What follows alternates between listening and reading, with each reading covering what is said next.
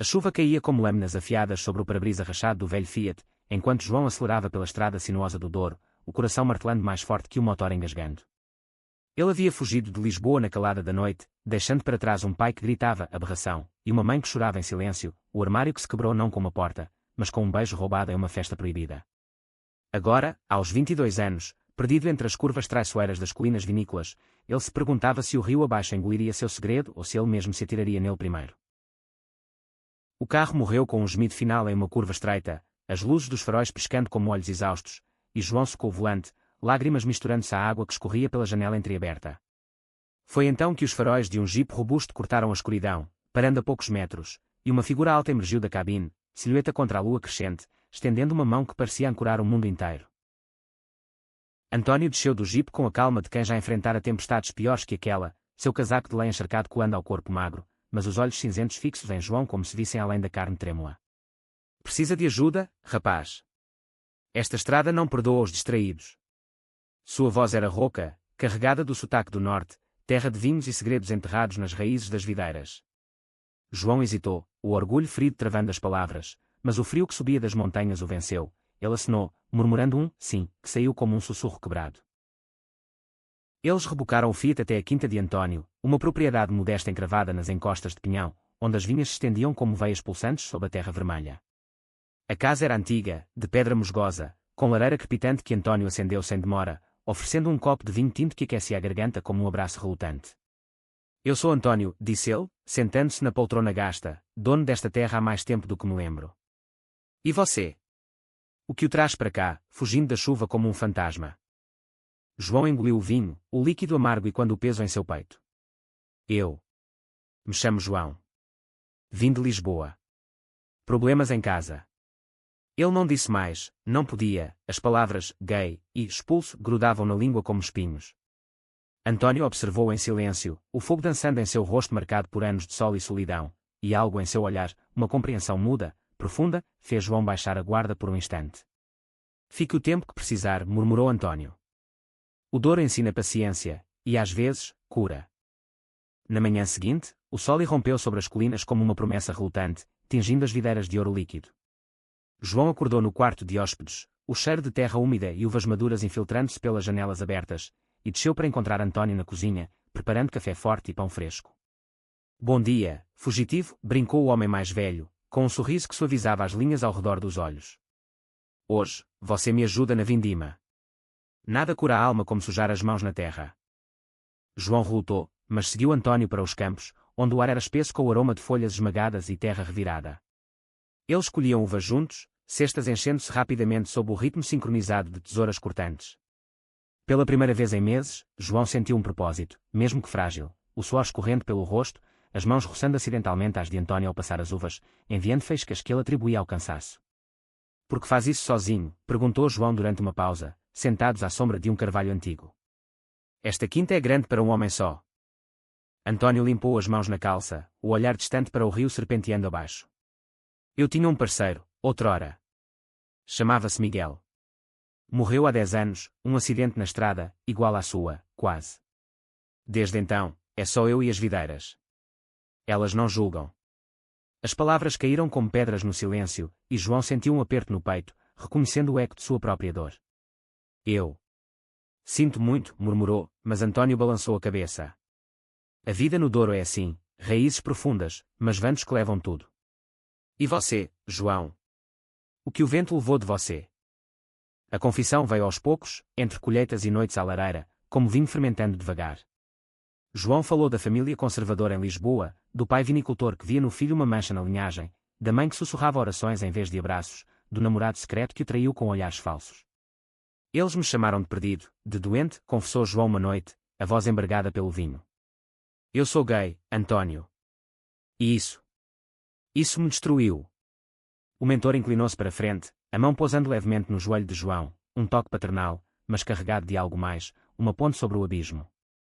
Perdido não é ser quem você é, rapaz. Perdido é negar isso. Eu sei. Miguel e eu. Éramos como você e eu agora, mas em tempos mais duros.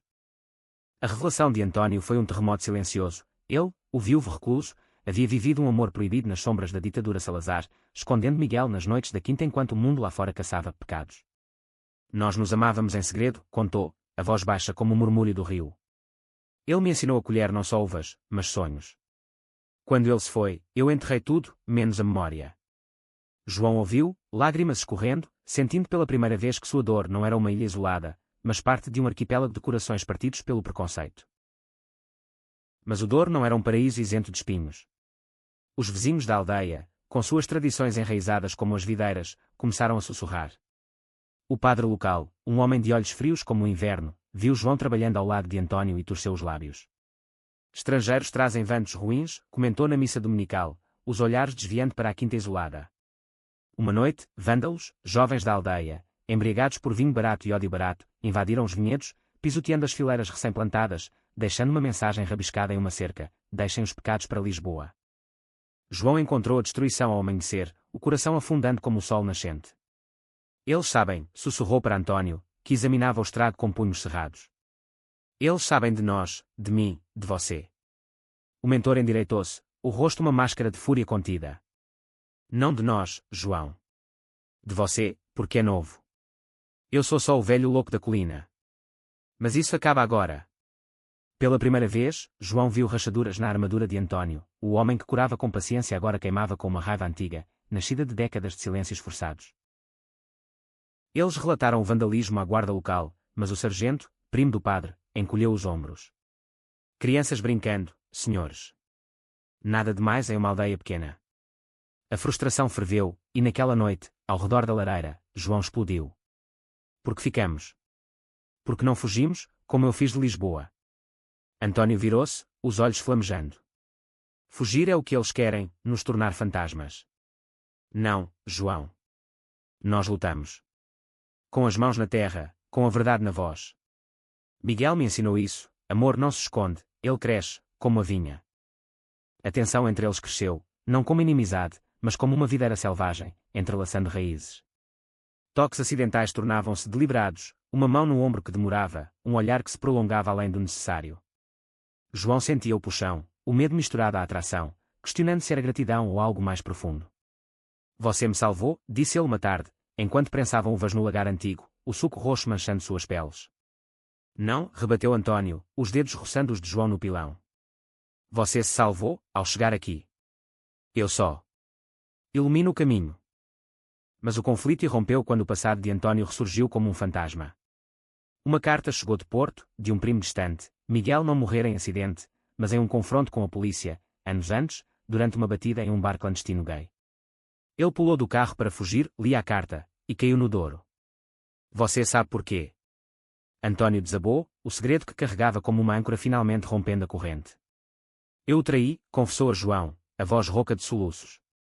Eu o convenci a ir àquele lugar, achando que era seguro.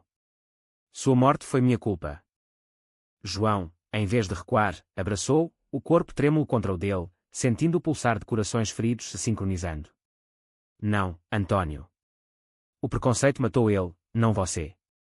E eu não vou deixar que mate nós. Mas a confissão abriu feridas frescas. João, aterrorizado com a intensidade, fugiu para o rio à noite, questionando se poderia amar alguém com tanto peso. O Douro rugia abaixo, tentador, mas a memória dos olhos de António o ancorou.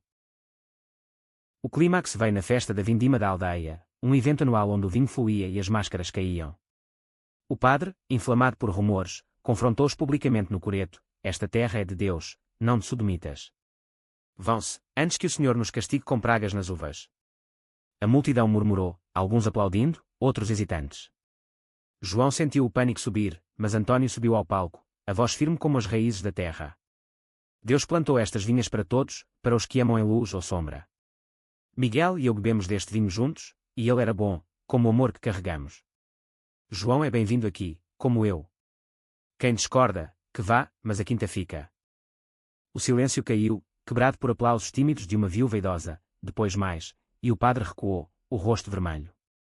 Mas o verdadeiro golpe veio de dentro. Um jovem da aldeia, filho do sargento, aproximou-se de João após a dança, sussurrando: eu entendo você, e beijando rapidamente nas sombras, um beijo de solidariedade, mas que reacendeu ciúmes em António, que viu de longe. Você veio para cá por mim, ou para fugir de novo, acusou ele mais tarde, a voz partida. João, lágrimas nos olhos, rebateu, por nós. Mas você ainda se esconde atrás de Miguel. Eu te amo, Antônio, não como mentor, mas como homem. A confissão pairou no ar úmido da noite, um passo enegote que rasgou as camadas de medo. Antônio, atordoado, puxou João para si, o beijo que se seguiu não de gratidão, mas de fome acumulada, selando uma promessa sob as estrelas do Douro. Mas o preconceito não se rendia fácil. Dias depois, o pai de João chegou, alertado por um vizinho fofoqueiro, exigindo que o filho voltasse para curar em uma clínica em Lisboa. Você é minha vergonha, gritou o homem, mas João, ao lado de Antônio, ergueu a voz pela primeira vez. Não sou vergonha, sou seu filho. E aqui, encontrei família. O confronto escalou, punhos cerrados, até que a mãe de João, silenciosa até então, interveio. Deixo, marido. O amor não é doença. Lágrimas e abraços relutantes marcaram a partida, mas o pai saiu mudado, um grão de dúvida plantado. Com o tempo, a aldeia seguiu. O jovem que beijara João tornou-se aliado, organizando um clube secreto para jovens LGBTQ+, nas caves de vinho, e o padre, envergonhado, começou a pregar sobre compaixão. Anos se passaram, as videiras florescendo mais fortes, e João e Antônio construíram uma vida entrelaçada, não sem tempestades, mas com raízes que resistiam. João assumiu a quinta, modernizando-a com enoturismo inclusivo, atraindo visitantes de todo o país para provar vinhos que contavam histórias de amor vencido. Antônio, agora avô honorário para as crianças da aldeia, sorria ao ver João dançar com um novo amor, um artista de Porto, após sua morte pacífica em uma manhã de outono, o coração sedento como uvas maduras. Mas o legado perdurava, em cada garrafa rotulada, raízes escondidas, gravada a memória de dois homens que transformaram perda em luz. João, agora mentor para outros perdidos que chegavam ao Douro, sussurrava para o rio, obrigado por nos guiar. O sol poente pintava o Douro de tons carmesim, como se o rio bebesse o próprio coração do dia, quando João e o novo companheiro, Rafael, caminhavam pelos vinhedos renovados. Rafael, com seus cabelos cacheados e riso fácil, segurava a mão de João abertamente, um gesto que ainda fazia corações acelerarem na aldeia, mas agora com admiração mais que ódio. Você construiu um milagre aqui, disse Rafael, beijando a têmpora de João. Antônio estaria orgulhoso. João parou, o vento levando folhas secas como ecos de memórias. Ele me ensinou que amor não é posse, mas passagem, um rio que flui, levando e trazendo. Mas sob a paz, uma sombra pairava, rumores de um investidor de Lisboa querendo comprar a quinta para um resort de luxo, apagando a alma GLBT que florescera ali. O conflito reacendia, forçando João a confrontar se o legado de Antônio sobreviveria ou seria engolido pelo progresso impiedoso.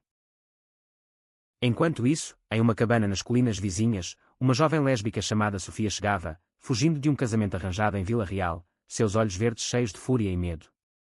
Ela tropeçara na estrada, o carro alugado atolado na lama, e foi João quem a encontrou, o eco de sua própria chegada anos antes. Eu não sei para onde ir, confessou ela, tremendo. João sorriu, estendendo a mão. Para casa. A minha, por enquanto. Sofia integrou-se à rotina da quinta, aprendendo a podar videiras com mãos que ainda doíam de anéis apertados. Rafael, com sua arte, pintava murais nas paredes da adega, cenas de diamantes entrelaçados em vinhas, símbolos de liberdade que atraíam olhares curiosos da aldeia. Mas o investidor, um homem chamado Duarte, de terno impecável e sorriso falso, visitou com propostas milionárias. Isto aqui é passado, disse ele a João durante uma degustação forçada. O futuro é global, não local como vocês. A rejeição de João foi feroz. Nosso vinho tem alma, Duarte. A sua teria só rótulos. Mas o homem não desistiu, espalhando boatos de que a quinta era um antro de devassidão, reavivando velhos preconceitos. O padre, agora aliado relutante, defendeu-os na missa. Deus ama todos os frutos da terra. Ainda assim, vândalos retornaram, desta vez cortando tubos de irrigação, ameaçando a colheita. Sofia, com sua coragem recém-descoberta, confrontou um dos culpados, o mesmo jovem que outrora beijara João, agora casado e amargurado. Você vive na mentira, cuspiu ela. Eu escolhi a verdade, e dói, mas liberta. O confronto levou a uma aliança inesperada, o jovem confessou seu próprio casamento infeliz, e juntos, eles organizaram uma vigília noturna nos vinhedos, lanternas acesas como estrelas caídas, simbolizando luz sobre sombras. O clímax da crise veio em uma tempestade torrencial, quando Duarte tentou uma aquisição forçada via tribunal, alegando insalubridade moral. João, Rafael e Sofia defenderam-se em uma audiência em régua, testemunhas da aldeia, incluindo a mãe de João, agora visitante regular, atestando a transformação da quinta em farol de inclusão. Meu filho encontrou si mesmo aqui, testemunhou ela, voz firme. E eu, também. A juíza, uma mulher de meia-idade com olhos bondosos, rejeitou o caso, mas o dano estava feito, a colheita arruinada pela seca artificial causada pela sabotagem. Desesperados, João e Sofia viajaram a Porto para um festival de vinhos LGBTQ+, onde conheceram aliados que doaram mudas resistentes. Rafael pintou um banner, Dor Sem Fronteiras, e a campanha viralizou, atraindo turistas solidários que encheram as adegas. Em meio ao caos, o amor de João e Rafael aprofundou-se, marcado por uma noite de confissões sob as estrelas, onde João admitiu: "Eu temi amar de novo, depois de António. Mas você é o sol que ele prometeu." Rafael, vulnerável, revelou seu próprio passado de rejeição familiar. "Nós curamos um ao outro, amor." Sofia encontrou romance inesperado com uma enóloga do festival, uma mulher chamada Inês, de cabelos curtos e mãos calejadas, que se juntou à quinta como sócia. Juntas, elas inovaram blends de vinhos arco-íris, simbolizando diversidade. A aldeia, pressionada pela mídia positiva, evoluiu, o padre abençoou a primeira união que era local, e o jovem arrependido divorciou-se, tornando-se voluntário na quinta. Anos adiante, a quinta tornou-se um santuário, com cabanas para retiros de cura emocional, onde perdidos como João outrora chegavam para encontrar mentores. João, agora com fios grisalhos, observava Rafael e Sofia rindo com novos hóspedes, o rio Douro fluindo eterno abaixo. O mentor inesperado murmurou para si: "Às vezes é o reflexo no espelho." A névoa matinal abraçava as encostas como um amante relutante quando um novo perdido chegou, Tomás, um adolescente de 17 anos de Braga, magro e de olhos assustados, fugindo de uma família evangélica que o forçava a terapias de conversão. Ele bateu à porta da quinta ao entardecer, mochila surrada nas costas, sussurrando: "Ouvi falar de um lugar seguro aqui." João, agora o guardião da memória de António, acolheu sem hesitar, instalando-o em um quarto com vista para o rio. Tomás era um furacão contido, inteligente, com desenhos escondidos de casais masculinos em seu caderno, mas marcado por cicatrizes emocionais de sessões onde o chamavam de demonio. "Eles dizem que eu posso mudar", confessou ele a João durante uma caminhada pelos vinhedos. "Mas eu só quero ser." João parou, recordando sua própria fuga, e compartilhou: "Eu pensei o mesmo. Até António me mostrar que mudança não é negar, mas abraçar." Rafael integrou Tomás à arte da quinta, ensinando-o a esculpir videiras em madeira para decorações, liberando sua criatividade reprimida. Sofia e Inês, com sua dinâmica vibrante, tornaram-se irmãs mais velhas, compartilhando histórias de suas lutas, Sofia do casamento forçado, Inês de crescer em uma aldeia mineira onde ser lésbica era sinônimo de bruxaria. Juntas, elas formavam um círculo de apoio, noites de vinho e conversas que teciam laços mais fortes que qualquer preconceito. Mas o conflito externo borbulhava novamente. Um grupo conservador de Porto, liderado por um ex-político, lançou uma campanha contra propaganda gay nas zonas rurais, mirando a quinta como exemplo.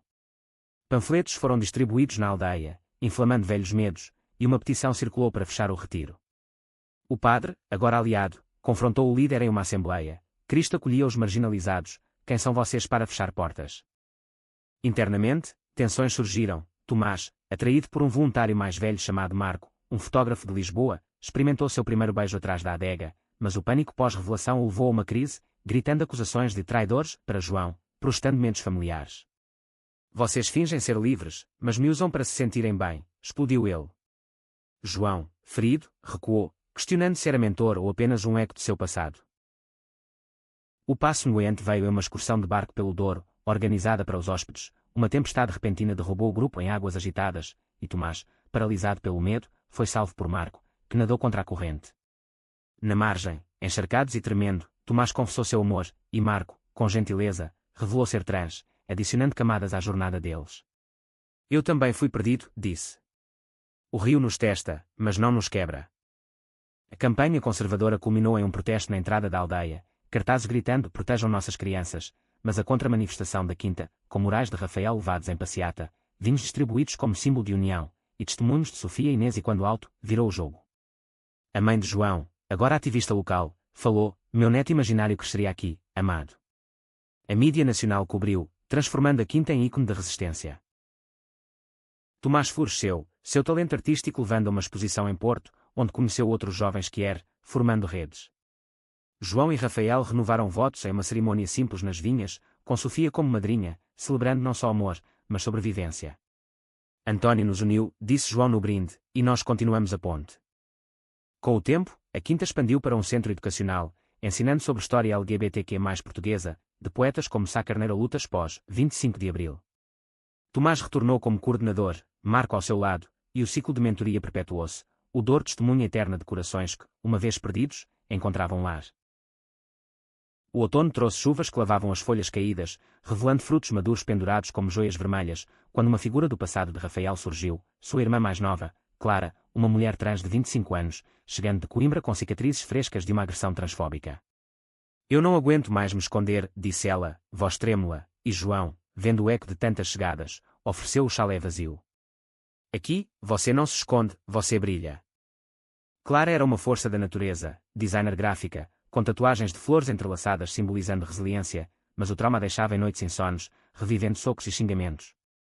Rafael, reconectando-se após anos de afastamento familiar, chorou ao abraçá-la. Eu falhei com você, fugindo primeiro. Ela balançou a cabeça. Você pavimentou o caminho, irmão. Agora, eu sigo. A integração trouxe novos conflitos. A aldeia, progressista mas frágil, reagiu com sussurros a mais um deles, e um incidente, crianças zombando de Clara no mercado, reacendeu tensões. Sofia, sempre a protetora, organizou oficinas para pais, usando vinhos como metáfora. Cada garrafa tem camadas, julgar pela casca é perda. Inês, com sua expertise, criou um blend transparente, doando lucros para abrigos Kier. Tomás e Marco, agora noivos, ajudaram Clara a canalizar sua dor em arte, um mural interativo na fachada da quinta, onde visitantes colavam post-its com mensagens de apoio, formando um mosaico de esperança. Mas o verdadeiro teste veio quando o ex-político conservador retornou, desta vez com uma lei proposta para restringir eventos desviantes em áreas rurais, mirando o retiro anual da quinta. João mobilizou a rede, ligações para aliados em Lisboa, petições online que viralizaram com Douro diverso. Clara, ganhando confiança, criou logo da campanha, um rio arco-íris serpenteando pelas colinas.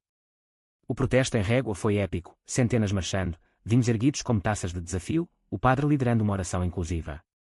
O político, acuado pela cobertura, recuou, mas não sem uma ameaça velada a Clara: vocês não duram. O medo culminou em uma noite de sabotagem, fogo posto em um armazém de envelhecimento, destruindo barris preciosos. A quinta acordou em chamas metafóricas, fumaça subindo como sinal de guerra. Investigação revelou o jovem arrependido como informante involuntário, chantageado pelo político. Tomás confrontou: escolha, luz ou trevas. O homem escolheu redenção, testemunhando contra o antagonista.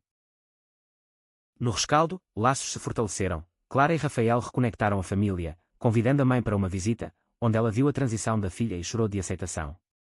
João, em um momento de vulnerabilidade com Rafael, admitiu: eu temo perder isso tudo, como perdi António. Rafael o beijou: perdemos para ganhar, cada cicatriz é videira nova. A quinta renasceu com um festival de renascimento, artistas que de todo Portugal performando entre as videiras, Clara projetando luzes que transformavam a noite em dia. O blend, Fênix, vendeu esgotado, simbolizando a ascensão. Clara encontrou humor em uma musicista local, e o ciclo continuou, o Douro nutrindo almas famintas. O inverno cobria o Douro com um manto prateado, geada cristalizando as parreiras adormecidas, quando um mentor improvável emergiu para João, um historiador idoso de Lamego, Domingos, descobrindo arquivos sobre amores que no século XIX nas caves da região. Sua quinta é o eco vivo da história, disse ele, olhos brilhando atrás de óculos grossos. Deixe-me ajudar a contá-la. Domingos trouxe volumes poeirentos, revelando diários de vinicultores gays que codificavam mensagens em rótulos de vinho, escapando à Inquisição. João, inspirado, integrou as histórias ao enoturismo, tours narrativos onde hóspedes decifravam segredos ancestrais. Mas o conflito surgiu quando Domingos, conservador em métodos, chocou-se com a abertura da quinta, história e lição, não celebração de pecados modernos. A tensão explodiu em uma reunião. Domingos acusou João de comercializar dor, e Rafael defendeu: dor sem luz é escuridão, nós iluminamos. Clara, com sua arte digital, criou uma exposição virtual mesclando passado e presente, reconciliando-os. Sofia e Inês, grávidas de uma inseminação conjunta, adicionaram ternura, hospedando um retiro para famílias Kier, onde Tomás e Marco anunciaram a adoção. Externamente, uma seca histórica ameaçava as vinhas, e quando metáforas de sede emocional. O governo cortou subsídios rurais, forçando João a negociar com corporações, ironia, após batalhas passadas. Um CEO ambicioso, Ana, uma lésbica de elite, propôs parceria: eu entendo exclusão, vamos misturar nossos mundos. Mas desconfiança pairava: seria salvação ou assimilação? O passo noente veio em uma enchente repentina, o rio transbordando e inundando adegas. Voluntários da aldeia, agora uma comunidade unida, ergueram sacos de areia, Clara coordenando resgates com drones artísticos. Ana juntou-se, mãos na lama, provando lealdade. Eu vim por negócios, confessou ela, mas fico por família. A parceria floresceu. Ana trouxe tecnologia para irrigação sustentável, e a Quinta lançou uma linha Herança Fluida, vinhos contando histórias que eram históricas. Domingos, redimido, escreveu o livro de Tornando a Quinta um Marco Cultural. As famílias de Sofia e Inês nasceram em uma primavera florida, batizadas com nomes de amantes lendários. João, refletindo com Rafael à beira-rio, disse, de perdido a lar, o Douro nos molda. Rafael sorriu, e nós, o rio.